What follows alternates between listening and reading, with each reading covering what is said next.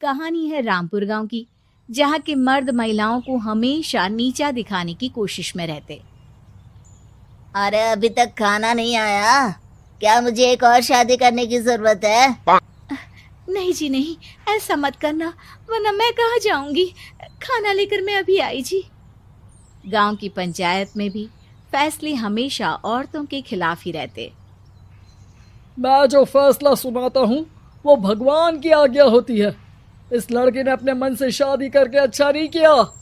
लड़के को घर भेज दो और इसकी शादी इसकी जाति की किसी लड़के से करवा दो, लेकिन ये लड़की, इसे तो गांव के बाहर निकाल दो। नहीं नहीं जमींदार साहब, ये क्या बोल रहे हैं? ऐसा नहीं हो सकता। मेरी बेटी मासूम है, इसे अच्छे बुरे की समझ नहीं है। अरे कहाँ जाएगी ये बेचारी? कहाँ जाएगी? इतनी चिंता है तो पूरे परिवार का गांव निकाला कर देते हैं। बेचारे पूरे बसे बसाए परिवार को गांव छोड़ना पड़ता है।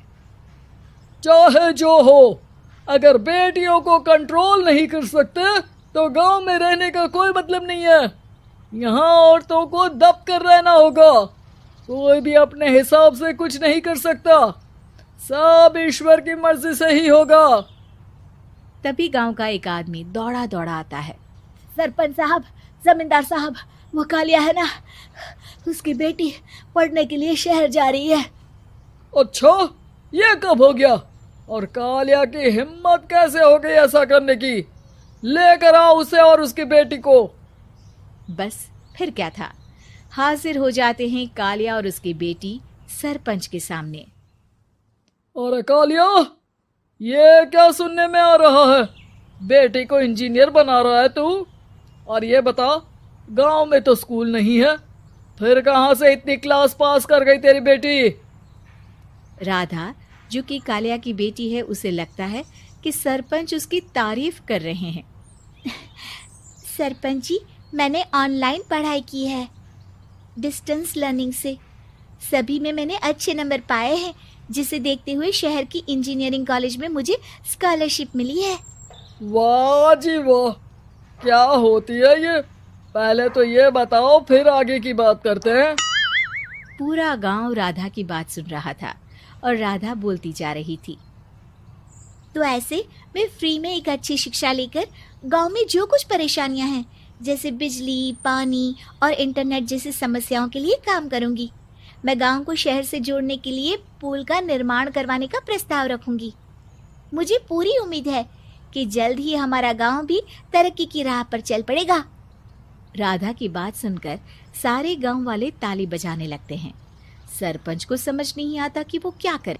चुप रह नादान लड़की, गांव के खिलाफ जाने के लिए तुझे गांव से बेदखल कर दिया जाएगा, वो भी पूरे परिवार के साथ। और हाँ, अगर ठीक से गांव में रहना चाहती है तो ये पढ़ाई लिखाई छोड़ दे। हम तेरे लिए गांव का कोई होनहार लड़का देखेंगे। तभी गांव का एक आदमी बोल पड़ता है। अरे नहीं नहीं सरपंच जी, राधा बिटिया जो बता रही है, अगर वैसा हो जाए तो हम लोगों को पैसा कमाने के लिए बाहर नहीं जाना पड़ेगा। हाँ जी, और ना ही कोसों दूर पानी के लिए भटकना पड़ेगा। हमारे बच्चे भी अच्छी पढ़ाई कर सकेंगे और आगे बढ़ेंगे, ना कि हमारी तरह खेती करते बैठेंगे। क्यों गांव वालों, राधा बिटिया का साथ देना चाहिए ना। सरपंच देखता है कि गांव राधा के साथ है तो वो चुप हो जाता है। वो घर आकर अपने सलाहकार से बात करता है, जो बहुत ही चालाक किस्म का इंसान होता है। अरे सरपंच साहब, आपको बहुत ही होशियारी से काम लेना पड़ेगा। एक बार गांव तरक्की कर गया, यहाँ के बालक पढ़ लिए तो कोई ना पूछेगा आपको। और फिर ये जो बेटा और बेटी है ना आपके, इनको भी आम लोगों की तरह ही जीवन जीना होगा। हाँ, लेकिन करे तो क्या करे? वो ना आप मुझ पर छोड़ दीजिए, बस मैं जैसा बोलूं करते जाइए। अगले रोज सुबह जब गांव वाले सोकर उठते हैं तो राधा के घर के बाहर और साथ ही वो लोग जिन्होंने राधा का सपोर्ट किया था, उनके घर के आगे लाल रंग से कल आऊंगी लिखा होता है। कल आऊंगी, यह क्या होता है? अरे यह तो खून से लिखा है, लगता है कोई भूत प्रेत या चुड़ैल का साया है। चलो सरपंच जी के पास चलते हैं। सभी सरपंच के पास जाकर उसे सारी बात बताते हैं। अरे ये तो बड़ी मुश्किल की बात है। चलो मैं एक बाबा को जानता हूँ, उन्हें बुला लेता हूँ। सरपंच बाबा को लेकर गांव के घर के बाहर जाता है। ओहो, तो ये वो चुड़ैल है जो उन लोगों को निशाना बनाते हैं जो गांव को बदलने का सपना देखते हैं। वो गांव को ऐसे ही संपन्न देखना चाहती है, वो नहीं चाहती कि कोई बाहरी यहाँ का कायाकल्प करे। क्या तुम लोगों में से किसी ने गांव को बदलने की सोच रखी है? तभी राधा की माँ रोते रोते आती है। मेरी राधा घर से गायब हो गई है।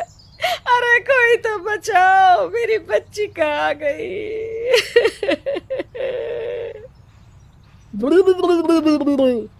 ले गई वो चुड़ैल, तेरी बच्ची को ले गई। अब वो उसे श्रापित करके छोड़ेगी, उस पर चुड़ैल का साया हो जाएगा। तभी बुरी सी हालत में राधा भी वहां आ जाती है। उसके बाल चुड़ैल की तरह फैले होते हैं और कपड़ों में खून लगा होता है। सभी राधा को देखकर डर जाते हैं। माँ, पता नहीं मुझे कौन उठा कर ले गया था। अरे दूर दूर हो जा चुड़ैल, अब हम लोग इस गांव में नहीं रुकेंगे। अरे कैसे बातें कर रहे हैं आप? कल तो आप मेरे भरोसे गांव का हुलिया बदलने, अपने बच्चों को पढ़ाने और तरक्की उन्नति की बात कर रहे थे, तो आज क्या हो गया आपको? ये फिर तुम लोगों को बहकाएगी। ये चुड़ैल गांव में आ चुकी है, ऐसे ही ये तुम्हारे घर के बच्चों को भी ले जाएगी। गांव वाले राधा को गांव से बाहर निकाल देते हैं। उसके माँ बाप रोते रहते हैं, लेकिन गांव वाले नहीं मानते। मैं भी अपनी बहन के साथ गांव के बाहर रहूंगा, लेकिन वो पढ़ाई नहीं छोड़ेगी। वहीं सरपंच के घर पर सलाहकार कहता है। देखा, सांप भी मर गया और लाठी भी नहीं टूटी। लेकिन अगले ही दिन सरपंच के घर के बाहर भी वही शब्द लिखे होते हैं। और फिर सरपंच की बीवी कहती है, हमारी बेटी को किसी ने अगवा कर लिया है। तभी राधा का भाई वहां आ जाता है। अरे गांव वालों, मैंने सरपंच जी की बेटी को देखा था। वो चुड़ैल उसे उठाकर ले जा रही थी। अरे क्या मजाक कर रहे हो? नहीं नहीं सरपंच जी, आप नहीं जानते। वो चुड़ैल अब आपकी बेटी में आ जाएगी, जैसे राधा के अंदर आ गई थी। तभी सरपंच की बेटी वैसी ही हालत में वहां आती है जैसे राधा आई थी। पापा, पता नहीं कैसे मैं गायब हो गई थी। चुड़ैल, इसके अंदर भी चुड़ैल का साया है, मारो इसे। अरे नहीं नहीं, इसे भी राधा के पास गांव के बाहर ही भेज दो। अरे चुप रहो, मेरी बेटी कहीं नहीं जाएगी और चुड़ैल वुड़ैल कुछ नहीं होता है। अरे कैसे बात कर रहे हो सरपंच जी? आप तो बोल रहे थे कि आपका फैसला भगवान का ज्ञान होता है, तो अपने पर बात आई तो अब आप ऐसे बोल रहे हैं। अरे ना ना ना, आपको अपनी बेटी को त्यागना ही होगा। अरे बुलाओ बाबा को। राधा का भाई बाबा को ले आता है, जिसे अब गांव वालों के डर के कारण सच बोलना पड़ता है। मैं कोई बाबा नहीं हूँ, मैं तो मोची था। ये सलाहकार महोदय ने मुझे कहा था एक्टिंग करने को। अब वो मुझे पैसे देने वाले हैं। अब मुझे माफ कर दो। गलती हो गई, मुझे माफ कर दो। तभी वहां राधा आ जाती है। देखा सरपंच जी, जब गांव के बच्चे साक्षर होंगे तो आप जैसे लोगों की चालाकी नहीं चलेगी।